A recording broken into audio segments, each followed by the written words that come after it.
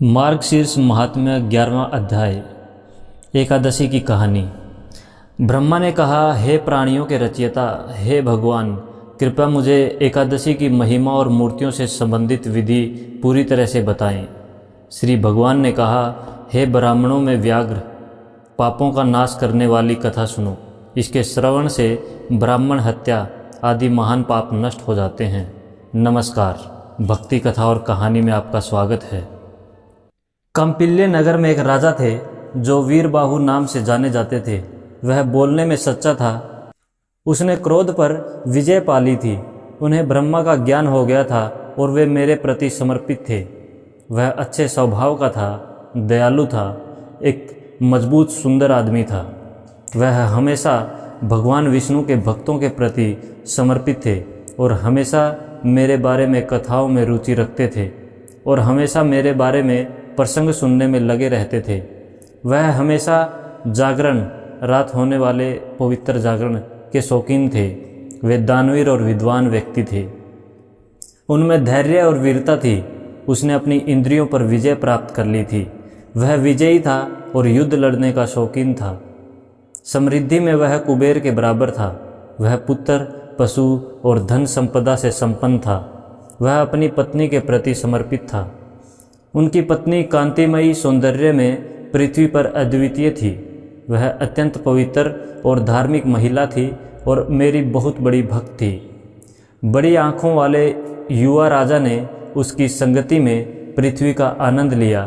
हे पराक्रमी, मुझे छोड़कर उसने किसी अन्य देवता को नहीं पहचाना। एक दिन, हे पुत्र, महान ऋषि भारद्वाज उस नेक दिल वीरबाहु के निवास पर आए। दूर से आए महर्षि भारद्वाज को देखकर राजा ने स्वयं विधिवत अर्घ्य देकर उनका स्वागत किया। उन्होंने खुद उन्हें आसन दिया। बड़ी भक्ति से उन्हें प्रणाम करके वह श्रेष्ठ मुनि के सामने खड़ा हो गया। राजा ने कहा, आज मेरा जीवन सार्थक हो गया। यह मेरा सबसे फलदायक दिन है। आज मेरा राज्य फलदायी हो गया। आज मेरा धाम कृतार्थ हो गया। हे साधु ब्राह्मण, जनार्दन महान आत्मा मुझ पर प्रसन्न हो गए हैं, क्योंकि आप एक उत्कृष्ट योगी आज मेरे निवास पर आए हैं। जब से मैंने तेरे दर्शन किए हैं, मैं करोड़ों पापों से छुटकारा पा गया हूँ। मेरा राज्य, समृद्धि, वैभव, हाथी और घोड़े आपको समर्पित हैं। हे श्रेष्ठ ऋषि, आप एक वैष्णव हैं। ऐसा कुछ भी नहीं है जो मैं तुम्हें नहीं दे सकता। यहाँ तक कि एक वैष्णव को दी गई वराटिका, कौड़ी, एक छोटा शंख, सबसे छोटा सिक्का भी मेरू जितनी बड़ी हो जाती है। ब्राह्मणों ने मुझसे कहा है, यदि एक उत्कृष्ट ब्राह्मण, एक वैष्णव किसी दिन किसी के घर नहीं आता है तो वह दिन उसके लिए व्यर्थ है। गार्ग्य, गौतम और सुमंतु ने मुझे यह बताया है कि वैष्णव, चाहे वह कोई भी हो, विष्णु के भक्त सभी जाति से ब्राह्मण हैं। जो मनुष्य ऋषिकेश के भक्त नहीं, वे पिशाच हैं। जो लोग हरि की एकादशी को भोजन करते हैं, वे महान पापों से कलंकित होते हैं। हरि के एक दिन, अर्थात हरि के एक दिन, एकादशी के दिन का पालन करने से वह प्राप्त होता है जिसे बुद्धिमान लोग हजारों शिव व्रतों और करोड़ों सौर व्रतों का फल कहते हैं, ब्रह्मा के व्रत। हे ब्राह्मण, जब तक मुझे सर्वाधिक प्रिय द्वादशी, 12वां चंद्र दिवस नहीं आती, तब तक ब्रह्मा और शंकर की तिथियां आक्षेप हैं। तारों की शक्ति और चमक तभी तक है जब तक चंद्रमा उदय नहीं होता। हे ब्राह्मण, जब तक द्वादशी नहीं आती, अन्य तिथियों का भी यही हाल है।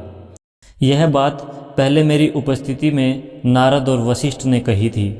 हे महान ऋषि, आप वैष्णवों के सभी पवित्र संस्कारों से परिचित हैं। भारद्वाज ने कहा, हे अत्यंत भाग्यशाली, तुमने ठीक पूछा, क्योंकि तुम विष्णु के भक्त हो। हे राजा, जिस पृथ्वी की आप रक्षा करते हैं वह धन्य है, प्रजा अच्छी है। जिस राज्य का राजा वैष्णव ना हो, उस राज्य में कोई नहीं ठहरेगा। जंगल या तीर्थ में रहना बेहतर है, लेकिन ऐसे क्षेत्र में नहीं जहाँ कोई वैष्णव ना हो। वह लोक जहाँ पृथ्वी पर शासन करने वाला राजा भागवत, भगवान का वफादार भक्त है उसे बैकुंठ माना जाना चाहिए। वह राज्य पापों से रहित है। वैष्णवों के बिना राज्य आँखों के बिना शरीर के समान है, या पति के बिना महिलाओं या दशमी के साथ द्वादशी के समान है। हे राजन, वैष्णवों के बिना एक राज्य उस बेटे के समान है जो अपने माता पिता को खाना नहीं खिलाता है और उनकी रक्षा नहीं करता है, या दशमी द्वारा अधिव्याप्त द्वादशी नहीं है। वैष्णवों के बिना एक राज्य उस राजा के समान है जो दान नहीं देता है, या एक ब्राह्मण तरल और पेय पदार्थ बेचता है, या दशमी के साथ द्वादशी बेचता है। वैष्णवों के बिना एक राज्य बिना दांत के हाथी या बिना पंखों के पक्षी या दशमी से आच्छादित द्वादशी के समान है। वैष्णवों के बिना एक राज्य उतना ही व्यर्थ है जितना कि मौद्रिक उपहारों के लिए वेदों आदि का उपयोग करना या सांसारिक धन के लिए योग्यता का उपयोग करना, या द्वादशी के साथ दशमी को अति व्याप्त करना। वैष्णवों के बिना एक राज्य दरभा घास के बिना संध्या रात और दिन के समय प्रार्थना के समान है, या मौद्रिक उपहार के बिना श्राद्ध या दशमी के साथ द्वादशी के समान है। वैष्णवों के बिना एक राज्य उस शूद्र के समान है जिसके सिर पर एक शिखा है और वह भूरे रंग की गाय या द्वादशी का दूध पीता है जिसके ऊपर दशमी लगी हुई है। वैष्णवों के बिना राज्य उस शूद्र के समान है जो किसी ब्राह्मण स्त्री के पास जाता है, या ऐसे व्यक्ति के समान है जो सोने को नष्ट कर देता है, या ऐसे व्यक्ति के समान है जो दशमी के साथ धर्म या द्वादशी को अपवित्र करता है।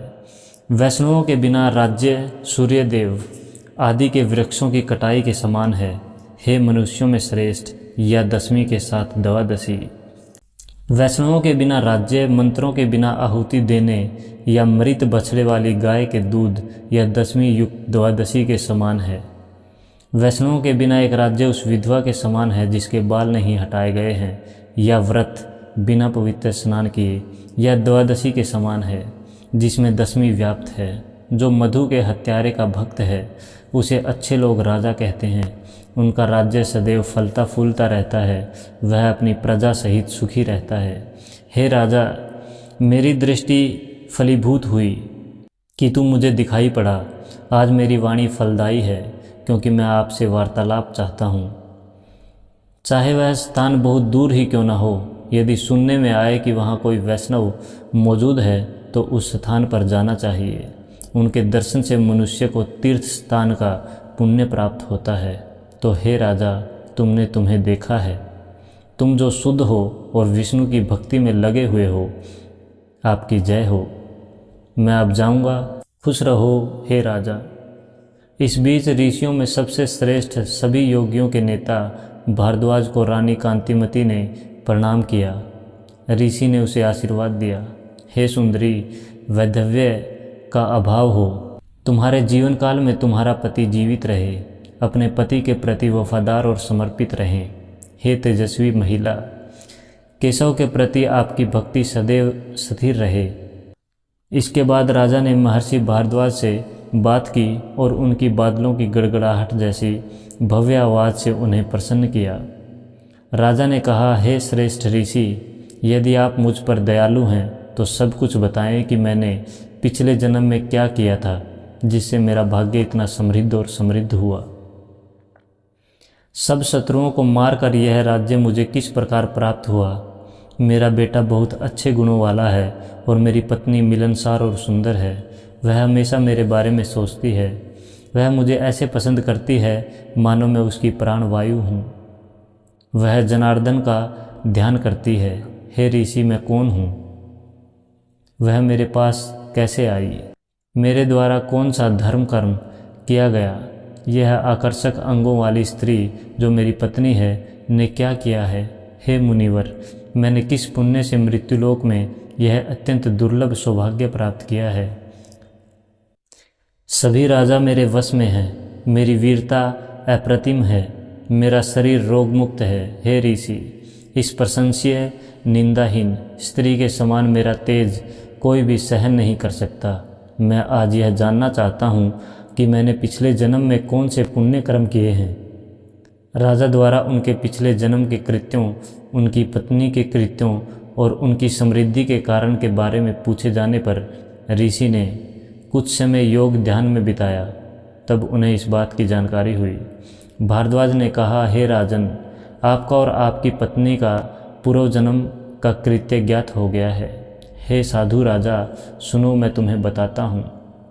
हे राजा, जिन कर्मों का फल ये सब मिलता है, उन सब बातों को सुनो। आप जाति से शूद्र थे, तुम जानवरों को घायल करने में लगे थे, आप दुष्ट आचरण वाले नास्तिक थे, तुम दूसरे पुरुषों की पत्नियों की पवित्रता का उल्लंघन करते थे, आप कृतघ्न और असभ्य थे, आप अच्छे आचरण से वंचित थे। यह बड़ी बड़ी आँखों वाली स्त्री पूर्व जन्म में भी आपकी पत्नी थी। आपके बिना उसका मानसिक, मौखिक और शारीरिक किसी भी चीज़ से कोई लेना देना नहीं था। यद्यपि तुम उस स्वभाव के थे, तथापि उसके मन में तुम्हारे प्रति कोई बुरी भावना नहीं थी। वह आपके प्रति वफादार थी। वह कुलीन एवं उच्च स्वभाव की थी। वह निरंतर आपकी पूजा करती थी।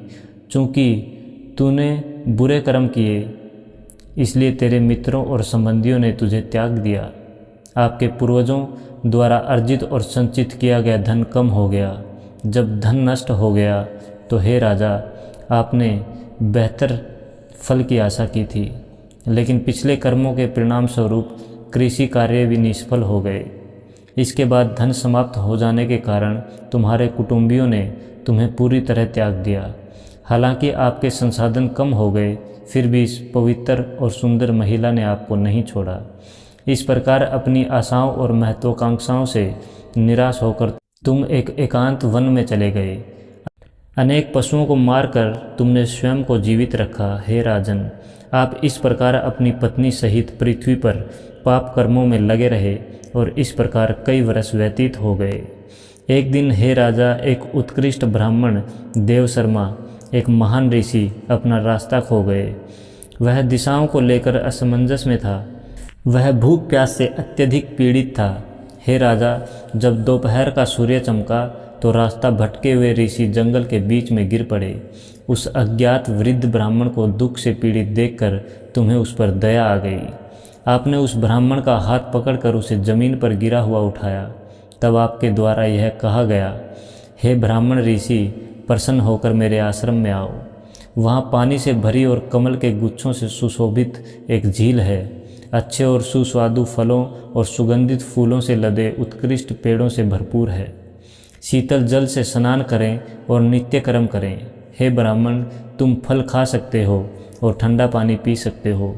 मेरे द्वारा संरक्षित होकर शांति से विश्राम करो। हे श्रेष्ठ ब्राह्मण, जब तक आप पूरी तरह संतुष्ट न हो जाएं, तब तक मेरे आश्रम में ही रहिए। उठो हे श्रेष्ठ ब्राह्मण, यह उपकार करना आपका कर्तव्य है। शूद्र की बातें सुनकर ब्राह्मण को होश आ गया। उसने शूद्र का हाथ पकड़ लिया और झील पर चला गया। हे महाबली, वह किनारे पर छाया में बैठ गया। उन्होंने विधिवत पवित्र स्नान किया और केशव की पूजा की। पितरों और देवताओं को जल तर्पण देने के बाद उन्होंने शीतल जल पिया। देवशर्मा, एक उत्कृष्ट ब्राह्मण, एक पेड़ की जड़ पर आराम कर रहे थे।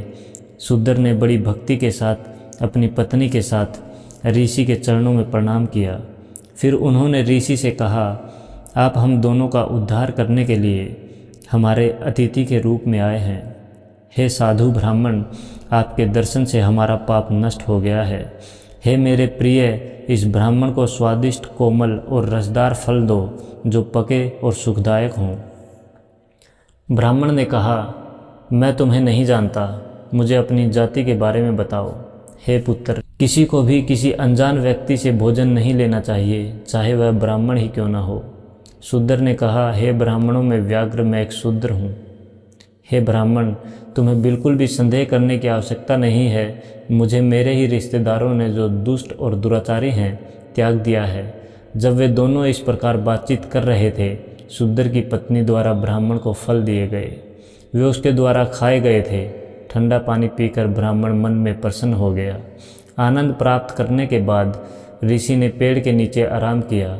उस शूद्र और उसकी पत्नी ने अपना भोजन किया और लौट आए। आपका स्वागत है हे श्रेष्ठ ऋषि। आप कहाँ से आ रहे हैं हे श्रेष्ठ ब्राह्मण? आप दुष्ट जंगली जानवरों के खतरे से भरे, मनुष्यों से रहित, दुखों से भरे हुए और दिन और रात दोनों में अत्यंत भयानक इस उजाड़ जंगल में क्यों आए? ब्राह्मण ने कहा, मैं एक ब्राह्मण हूँ। हे महान व्यक्ति, प्रयाग जा रहा हूँ। रास्ता अज्ञात होने के कारण मैं इस भयानक वन में प्रवेश कर गया। मेरी योग्यता के बल पर आप मेरे श्रेष्ठ परिजन बन गए हैं। आपके कारण मेरी जान बच गई। बताओ मैं तुम्हारे लिए क्या करूं? पहले यह बताओ कि तुम इस भयानक और एकांत वन में कैसे रहने आए? आप कौन हैं? कारण क्या है? मुझे बताओ। शूद्र ने उत्तर दिया, विदर्भ नगर की रक्षा राजा भीमसेन द्वारा की जा रही है। मेरा निवास महान क्षेत्र महाराष्ट्र में है। मैं पाप कर्मों वाला शूद्र हूँ। हे श्रेष्ठ ब्राह्मण, मैंने अपनी जाति से संबंधित कर्तव्यों को त्याग दिया है। मुझे मेरे रिश्तेदारों ने त्याग दिया है, इसलिए मैं वन में आया हूँ। मैं प्रतिदिन पशुओं को मारकर अपनी पत्नी सहित अपना भरण पोषण करता हूँ। अब हे महर्षि, मैं अपने पाप कर्मों से पूरी तरह से निराश हो गया हूँ। हे पवित्र प्रभु, यद्यपि मैं पापी हूँ, फिर भी मुझ पर कुछ दया करो। हे श्रेष्ठ ब्राह्मण, यह मेरी योग्यता के कारण है कि आप यहाँ आए हैं। यह आपका कर्तव्य है कि आप मुझे अपनी सलाह दें, ताकि मैं और मेरी पत्नी यम, सूर्य देवता के पुत्र, को न देख सकें। भगवान जनार्दन के अतिरिक्त मुझे किसी भी वस्तु की इच्छा नहीं है। हे श्रेष्ठ मुनि, मुझे आशीर्वाद दीजिए, मुझे यह अनुग्रह प्रदान कीजिए। भारद्वाज ने कहा, उस शूद्र द्वारा अत्यंत भक्तिपूर्वक निवेदन करने पर श्रेष्ठ ब्राह्मण देव शर्मा ने हंसते हुए ये शब्द कहे। जय हिंद।